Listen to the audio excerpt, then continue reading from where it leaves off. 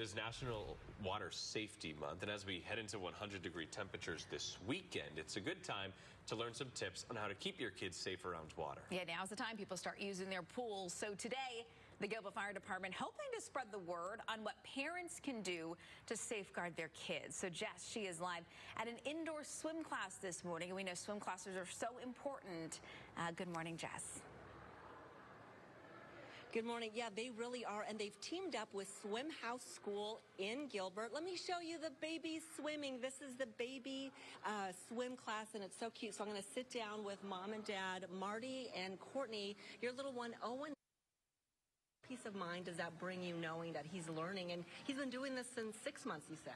Yeah, he's been doing it since 6 months. It's huge. He is comfortable in the water. He knows don't go in the water without an adult right now, and he knows how to turn over on his back and make sure he can breathe if something were to happen. He's 2.5 years old, so to watch him, Dad, make strides and get better, I mean, what does that feel like? Yeah, it feels great. I mean, he gets to get in the water every week, which is a nice thing that we can do every single week. Gives us something to do. And it's true. He can get around and swims to the side, and he loves it. That's the big thing. He loves coming here. So very good. Thank you so much. Yeah, one of the keys is making sure that the kids aren't afraid of water, but then also to just have a respect for it, to not go near it. And I want to bring Jim in from the school. So what are these kids learning? What is really the takeaway and important here? Well, every class you're seeing going on here is not necessarily the same level, so the kids can be working on different skills. But generally speaking, we're all working on that same survival skill, basically getting over onto your back. If you're ever going to fall into the pool and have an issue, we want to make sure they have the skills to be safe. So backflow is very important to that, but we have different skills for each level. Is floating on your backs, still part of it?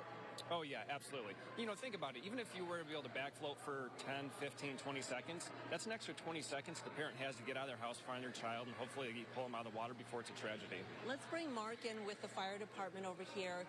So the numbers are increasing in terms of water-related incidents. So far this year, 44 water-related incidents. That call is excruciating for you guys to get.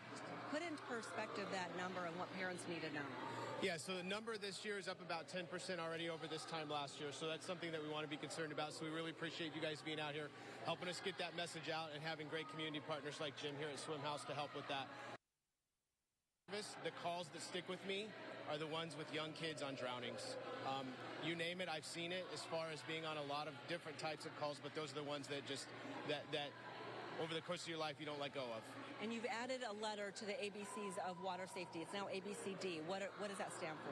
The D stands for devices. So in the past, we've talked about devices. A lot of people think about like the arm floaties. Those are not a Coast Guard approved device. What we want to really get the message out is it's a Coast Guard approved device like a life vest. And the ones for the little kids that have like a crotch strap on them so they can't slide out of it, like those devices that will come off of the arms with the floaties. So that's the biggest change with the D with that. Got it. Thank you so much for your time. Thank you so much, Jim. We're going to watch some of these babies learn how to swim here. Again, the ABCDs now of water safety. You've got the adult supervision, the barriers, CPR, and devices that are approved by the Coast Guard. And with that, we'll send it back to you.